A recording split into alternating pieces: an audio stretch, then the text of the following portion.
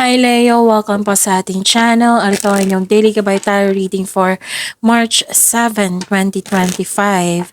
Please be reminded kung naka-resonate kayo, comment down. Kung hindi kayo naka-resonate, ibigay niyo po sa iba kasi channel reading po ito. This is for you Leo ngayong March 7, 2025.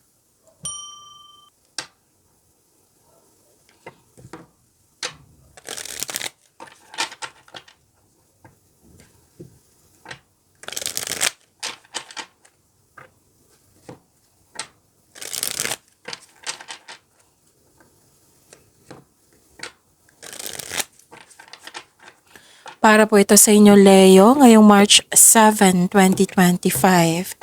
Maraming salamat po sa inyong patuloy na suporta at maraming salamat din po sa mga hindi nag-skip ng ads. Gamitin ang reading na ito bilang gabay lamang. Sa mga hindi pa nag-subscribe, subscribe na po kayo at click bell notification para malaman nyo na may bago tayong video. Para sa mga gustong magpa-reading po, may lumabas dyan sa screen nyo ngayon. Panoorin nyo po at sundin ng instruction. Spirit Guide, mga ganap po para kay Leo ngayong March 7, 2025. Any 3 cards po?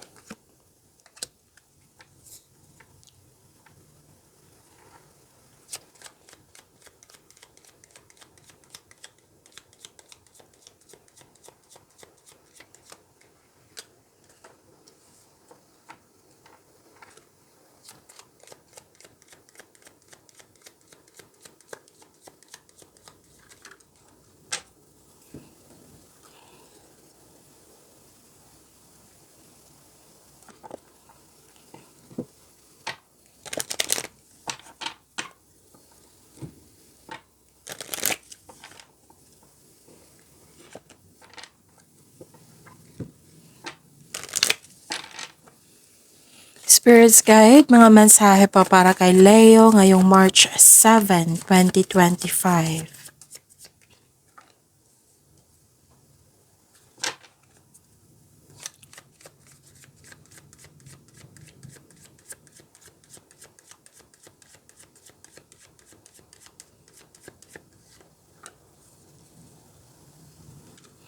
Okay, Leo. Ngayong March 7, 2025, may malaking influence ang isang lalaki. Oo, sa araw na ito. At may nakita ako ditong mas lumawak yung ambisyon mo sa buhay. Nag-update kayo sa goal nyo sa buhay. Malalim ang iniisip nyo. Oo. Nakikita ko rin dito na mataas ang inyong intuition. May nalaman din kayo na may taong manloloko or nanloko sa iyo. Kasi malakas ang inyong intuition. Tapos pwedeng may lakad kayo ngayon, Leo. Pwedeng may bisita kayo ngayon or kayo ang bisita. Pwedeng makatanggap kayo ng news or information po. Nabibigyan mo siya ng agarang aksyon or reaction. So, know that your children are protected. Wow! So, claim natin to. Moving forward, get ready for positive change. Ang ganda. Spirit Guide, ano po yung energy ni Leo ngayong March 7, 2025?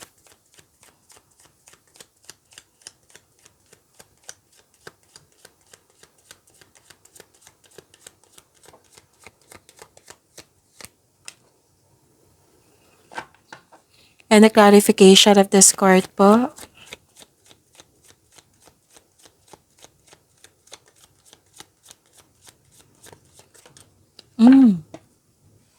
Okay. So, kunin ko to ha. Dalawa po siya.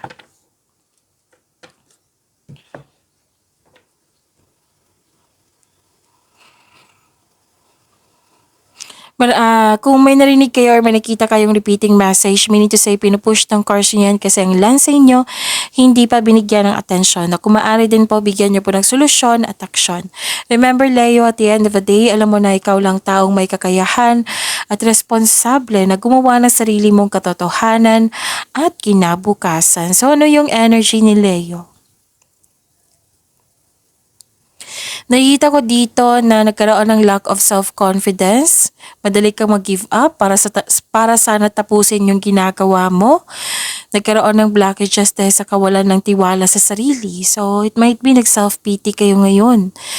Don't worry kasi inspiration is on the way. Huwag kayong mag-give up. Magkakaroon din ng healing. Okay? The advice is be inspired, dreams do come true. So, nag-clarify siya dito sa oracle cards niyo, sa tarot cards niyo, na may taong hindi totoo sa inyo. Nalaman niyo to kasi malakas ang inyong intuition. May sekreto kang malalaman o malalaman mo na kung sino yung taong maloloko or nanloko sa'yo. Na dapat, sabi po ng card dito na dapat po kayo ay magpahinga at magdilay-nilay. So, babala po sa mga kaaway na nagtatagong anyo. Be careful of seeing things that are not there. Nakikita ko dito na nagkaroon po ng, okay, you're walking away, nagkaroon ng pag-move on. Okay, this is freedom. Spirits guide. Career and money po ni Leo ngayong March 7, 2025.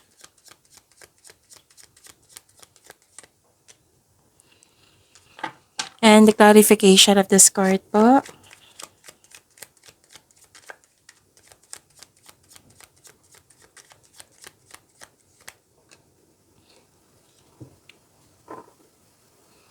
Sa career and money niyo po, Leo, na nagkaroon po, bad mood kayo dito kasi may natanggap po daw kayo na opportunity na, na pinagsisihan nyo. So, kung hindi pa ito nangyari, may dumating na opportunity or offer, pag-isipan po ng mabuti.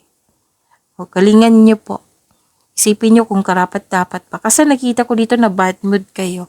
Or refusal to change. Ayaw mo sa pagbabago. Kasi may nagbago Pero huwag kayong mag-alala sa pagbabago kasi this is positive change. Sabi po ng card dito. Nakita ko dito na nagkaroon po ng disbalance. Parang may pushing for results dito. Hindi nagkasundo. Nagkaroon ng conflict of interest. Naging impatient.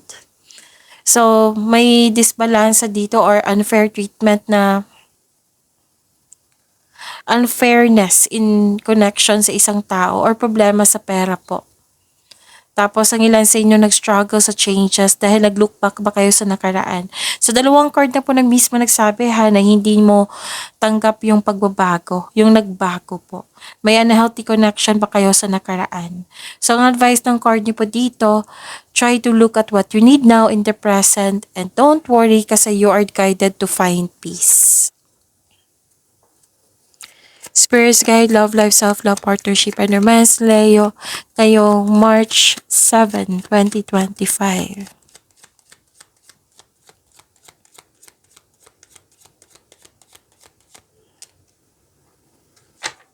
And the clarification of this card po. Okay, may lumabas na. Maraming salamat po sa patuloy na tiwala suporta sa ating channel at maraming salamat din po sa mga hindi nag-skip ng ads. Nakita ko dito na nagkaroon po ng self-centered na tao, greedy, may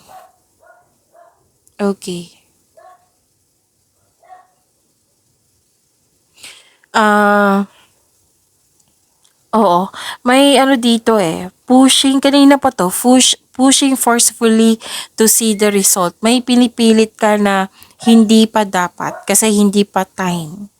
May dito, may focus dito sa material wealth, na pinipressure yung sarili. Pwede din nag-overspend to sa trabaho or nag-overspend sa pera. Check your money now kasi may nakita ko ditong loss of money. Oo, pwedeng nagasta na wala, kinuha na damage or ninakaw. Or may concern sa, yun nga, yung may concern kayo sa hindi marunong mag-handle ng money.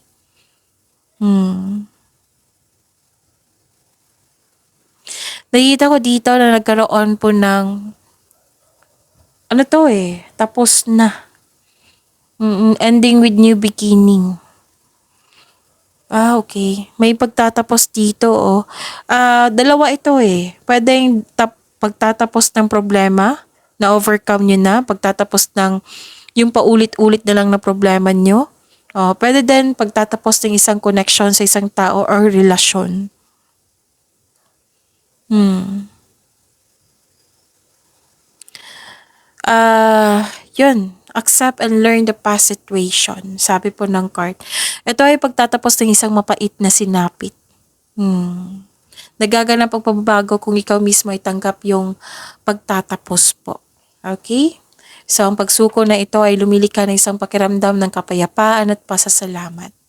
Pagyamanin niyo po yung blessings na binigay sa inyo, Leo. See you tomorrow. Please like, subscribe, and click the button for notification para updated po kayo sa daily tarot reading natin.